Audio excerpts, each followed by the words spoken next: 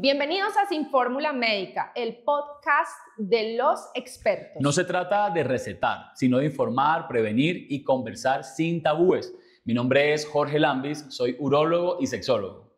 Soy Juliana Suárez, gastroenteróloga, y hoy hablaremos de cómo el intestino puede influir en tu deseo y en tu vida sexual. Juli, Jorge, ¿te imaginaste en algún momento que íbamos a compartir plataforma?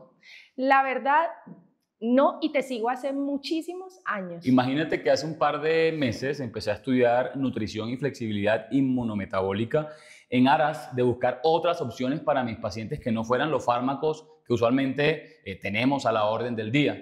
Fue allí que empecé a conocer sobre microbiota intestinal y la importancia que tiene esto en la vida sexual. ¿Qué me puedes contar tú de eso? Hoy ustedes se van a quedar sorprendidos de todo lo que hemos descubierto que conecta la microbiota intestinal, que es el universo de animalitos que viven en el intestino, con órganos que tienen que ver con la salud sexual, la salud íntima, la vejiga, la vagina, el órgano reproductor masculino. ¿Alguna paciente que se te venga a la mente o Claro, paciente? todo el tiempo. Fíjate que hace unas semanas una persona me dice, es culpa del brócoli. Se me dañó todo por culpa del brócoli. Le digo yo, ¿qué pasó? Pues que me comí un brócoli, hice una crisis de colon irritable, diarrea explosiva, gases, y después quedé con un cansancio y un desánimo. Y esa noche tenía una noche romántica con su pareja que se fue al traste por el intestino. Imagínate que particularmente me acuerdo de una paciente, yo soy urólogo, atiendo generalmente hombres, pero esta paciente me consultó sentía como un flujo, ¿verdad? Lo ideal es que, bueno, tú dices, va al ginecólogo, etcétera. En la consulta me dice, ya he ido al ginecólogo, me han tratado con medicamentos para el hongo, me han tratado con antibióticos, etcétera, y no han dado con el chiste. Como había empezado a estudiar lo que te comenté sobre nutrición, yo empecé a indagar sobre su historia clínica, etcétera, y ella me dice, yo no he cambiado hábitos, lo único que he cambiado es que empecé a comer fuera de casa hace 3 meses. Y precisamente cuando ella me dio como esa señal, yo dije, inicio de ultraprocesados, no estaba comiendo frutas, verduras, etcétera. Ojo, porque puede ser esa microbiota intestinal que está dañada y que le está produciendo esa candidiasis. Inicié un tratamiento con ella, pero basado en hábitos. Le dije, vamos a volver a llevarnos la loncherita de la casa al trabajo o a donde quiera que vayas. Y la sorpresa fue que al segundo o tercer mes me dijo, doctor, creo que se ha restablecido todo. Entonces mira cómo esa conexión entre microbiota intestinal y sexualidad hoy sabemos que la tenemos presente y que siempre la debemos tener en cuenta. Y aquí vamos a entrar en un tema en el que vamos a profundizar de cómo el intestino se conecta con la sexualidad, con el deseo sexual, la libido, el estado de ánimo, que es impresionante todo lo que hemos encontrado. La microbiota intestinal pues es este universo de 39 trillones de animalitos que viven en el intestino, que controla en gran medida la salud intestinal, pero no está aislada. De hecho, es como una gerencia que controla nuestro metabolismo, nuestra salud mental, nuestra salud hormonal, pero produce sustancias o inflamatorias o antiinflamatorias dependiendo de cómo nos alimentamos. Entonces, uno cree que la microbiota, por ejemplo, de los genitales, de la vagina en la mujer, es la microbiota allá abajo, es como Exacto, lo de arriba. como si estuviese separado. Exacto, porque esa fue la forma también como nos enseñaron la medicina. Y no es con el ánimo de criticar, pero la aprendimos como fragmentada. Este semestre vamos a ver ginecología, este semestre vamos a ver gastrointestinal, y resulta que la microbiota intestinal se conecta con la microbiota, con el universo de animalitos que está en la vagina. Y entonces, cuando la microbiota vaginal no anda bien, puede ser una señal que indica que algo anda mal en la microbiota más grande, que es la microbiota intestinal. Y si yo no estoy comiendo bien, puedo tener cambios a nivel de la microbiota vaginal. Juli, mira, acá en urología te voy a contar como mi experiencia. Y es que cuando yo reviso un paciente y viene por disfunción eréctil, por eyaculación precoz, por bajo deseo, por cualquier problema sexual, yo enfatizo mucho en los hábitos. Yo puedo ordenarle, sí, su perfil metabólico y me trae la testosterona, la proteína transportadora de hormonas sexuales, cómo está la glicemia, el perfil lipídico, etcétera. Pero encuentro que al modificar esos hábitos de estos pacientes, yo puedo incluso modificar la concentración de hormonas. Y en la sexualidad necesito hormonas y necesito neurotransmisores, que son esas sustancias neuroquímicas que permiten que una neurona se comunique con otra. Para que haya deseo, para que haya excitación, para que haya un orgasmo, todo es una orquesta que tiene que ir pues de la mano, ¿no? Hormonas y neurotransmisores.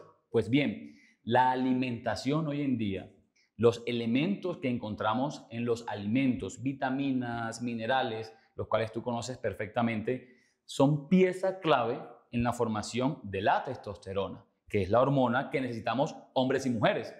Pero ojo, esos mismos elementos que se encuentran en esos alimentos también forman la dopamina, que es la hormona de la excitación por excelencia, la oxitocina, que es la hormona del vínculo, la norepinefrina o noradrenalina, que es la que te permite estar excitado o tomar la iniciativa. ¿Tú me podrías mencionar de pronto algunos alimentos, que nos ayuden a mejorar, por ejemplo, el nivel de testosterona? Bueno, antes de entrar allí, hay una cosa muy interesante y es que el 90% de estos neurotransmisores, que son sustancias con las cuales se comunican las hormonas, las neuronas, perdón, se producen a nivel intestinal. Entonces, cuando el intestino no anda bien, el estado de ánimo se puede ver perjudicado, el estado emocional, hay ansiedad, hay tristeza y la libido y el deseo sexual se puede ver afectado. Entonces, en condiciones, por ejemplo, como por ejemplo el colon irritable o el síndrome de intestino irritable, el estreñimiento crónico, la dispepsia, que es un trastorno de movimiento de la parte alta del sistema digestivo que da mucha acidez, se ve mucho disfunción sexual. No tenemos muchas cifras, pero te podría decir que alrededor del 30%. Y cuando tú me preguntas, cuando comentas la otra parte, que es la parte hormonal, hay otro punto que es muy interesante. Dentro de la microbiota está el estroboloma, que controla la producción de estrógenos y mantiene esa estabilidad hormonal. También tiene una inherencia sobre la producción de testosterona. Entonces, cuando la microbiota no anda bien, la producción de testosterona se puede ver afectada. Se puede ver afectada la erección, la fertilidad, la libido. Y cuando tú me dices alimentos, tengo que hablar de un grupo grandísimo que son las plantas, que es el alimento favorito de estos animalitos, que lo encuentras en frutas, verduras, nueces, semillas, leguminosas, granos enteros, y que no lo encuentras en la comida ultraprocesada, que es lo que la gente más come. Juli, ¿qué pasa con la fibra? ¿Por qué la fibra es tan importante? La fibra, estos animalitos la toman y producen lo que yo le llamo el oro líquido, porque producen sustancias antiinflamatorias, el acetato, el butirato y el propionato, que van a diferentes partes del cuerpo a protegernos de la inflamación. Cuando hay una enfermedad digestiva, cuando hay disbiosis, que es la alteración del equilibrio de la microbiota intestinal, pues lo que hay es que hay una baja producción de estas sustancias y hay lo que llamamos inflamación de bajo grado. No es que estemos ardiendo en llamas, pero es lo que tú me decías ahora, el cuerpo está tan preocupado por todo esto que está sucediendo que su energía se va en producir inflamación. Entonces, la parte del deseo sexual se ve afectada. Algo que también te quiero preguntar, ¿crees tú que el estrés sexual puede empeorar los síntomas digestivos? Cuando te hablo de estrés sexual, es ese hombre que va a mi consulta, ¿verdad? Y que de pronto tiene una pareja y ha tenido episodios en donde ha perdido la erección, o que dice, doctor, yo estoy llegando muy rápido, eso es estresante. Los pacientes dicen, yo pienso todo el día que va a llegar el viernes y me voy a encontrar con mi novia. Doctor, esa semana yo la paso re mal. ¿Es esto una causa directa de problemas digestivos? Totalmente. El intestino es el primer cerebro, y yo repito eso sin fin, donde se experimentan las emociones, digamos, más primitivas del ser humano. Entonces, ahí puede haber un miedo de yo tengo que desenvolverme bien, yo lo tengo que hacer bien. Claro. Y a veces creemos que tiene que ser perfecto y tenemos unos ideales casi de telenovela, Claro. de película, ¿no? Y resulta que esto nos produce un temor que se vive en el intestino y el cerebro responde con diarrea, estreñimiento, acidez, dolor. Ahora, si esto es una constante, va a haber como una biblioteca de malos recuerdos. La vez pasada me fue mal. ¿Qué sentí? Diarrea. Entonces voy a repetir diarrea. Claro. Por eso es que ahí está la amígdala, el hipocampo y todas esas estructuras cerebrales que producen esa recordación tan negativa. Mira que yo también tenía un paciente que lo recuerdo porque consultó por problemas en su sexualidad. Específicamente era una disfunción eréctil. También me comentó que se había aislado. Doctor, pero yo decía, ¿por qué estás aislado? No, que el mundo de la sexualidad no es para mí, que no quiero tener pareja, etc. Cuando miro los antecedentes me dice, tengo síndrome de intestino irritable. Le pregunto yo, ¿cuántas veces vas al baño? Y me dice, no, doctor, a veces voy 7, 8, 10 veces, 12 veces. ¿Pero y qué comes? Pues no, uno siempre piensa que un frijol o algo pesado o la leche, y me decía que cualquier cosa que comía lo mandaba para el baño. Se aíslan, no salen por temor a tener que usar un baño fuera de casa. Es para empezar una relación de pareja, contar que hay diarrea. Claro, no es fácil. Es que a mí me pasa esto, o durante el acto sexual que de pronto tenga un escape o unas ganas de ir al baño. Mira que lo que inicié con ese paciente fue un grupo de prebióticos, probióticos, miré su alimentación, me apoyé de un nutricionista, obviamente, y se le hizo el seguimiento, pero son casos reales y es lo que vive el paciente. El problema digestivo está asociado directamente con el aislamiento sexual y con los problemas de disfunción eréctil, eyaculación precoz y bajo deseo.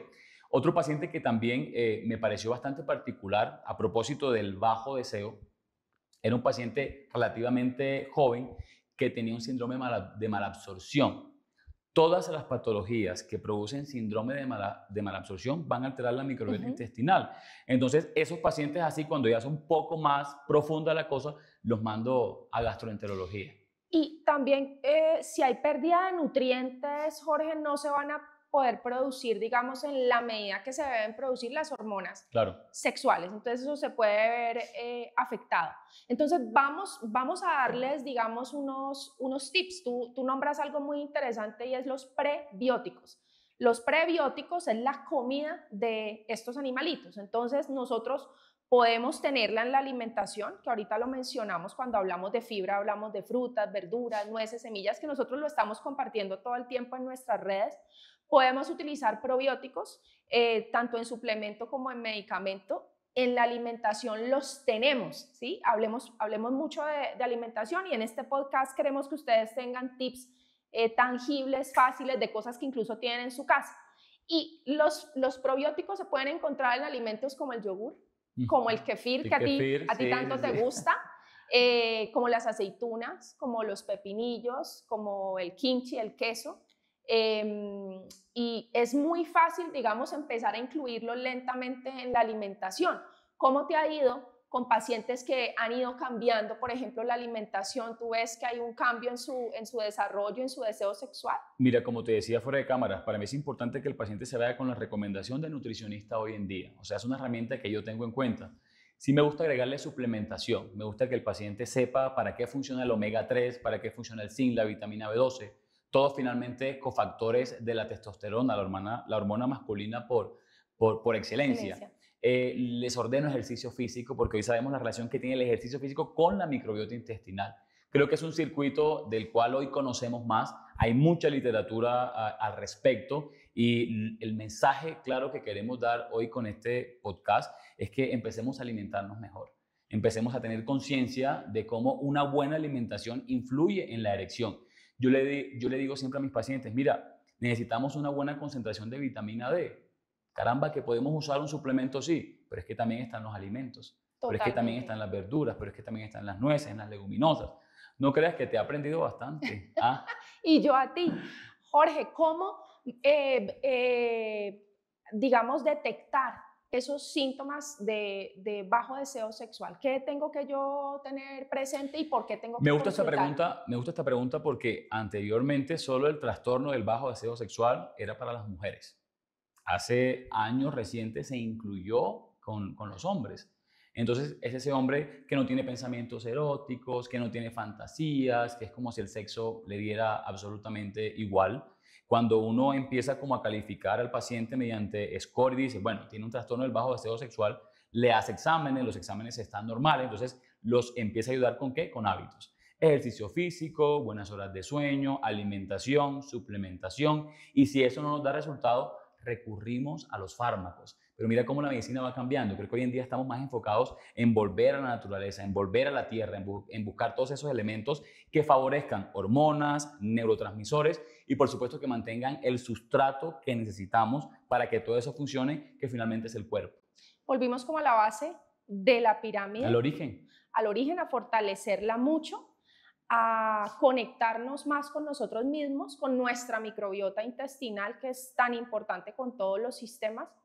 El hablar con la pareja es supremamente... La intimidad. La intimidad. La intimidad empieza desde afuera, desde fechas antes, desde momentos antes, desde meses antes, o sea, no es en la cama. Y tú enseñas mucho de eso en tus historias. Me gusta mucho hablar de intimidad emocional. Danos un tip sobre eso. Eso es fundamental. Mira, un tip para no fallar. Conoce primero a la persona, llévala al cine, salgan a comer, salgan a cenar, pero a veces queremos y creemos que esa primera noche llevamos a tener una erección al 100 y lo que hacemos es fracasar. Autoconocimiento. Si te conoces y si sabes que te pones nervioso en la primera cita, date varias citas y vincúlate. La vinculación es importante. Incluso no ignorar esos síntomas digestivos, hablarlos. Eso no nos define como personas, no es fácil. No es fácil, pero a uno lo deben querer con todo, con todo el paquete completo. Cuidar tu intestino también es cuidar tu deseo. Lo que pasa en tu cuerpo se refleja también en tu intimidad. Si tienes alguna duda, escríbenos al directo de @sinformulamédica y no olvides conectarte todos los martes a las 6 de la tarde a través de YouTube en nuestro podcast Sin Fórmula Médica. El podcast de los expertos.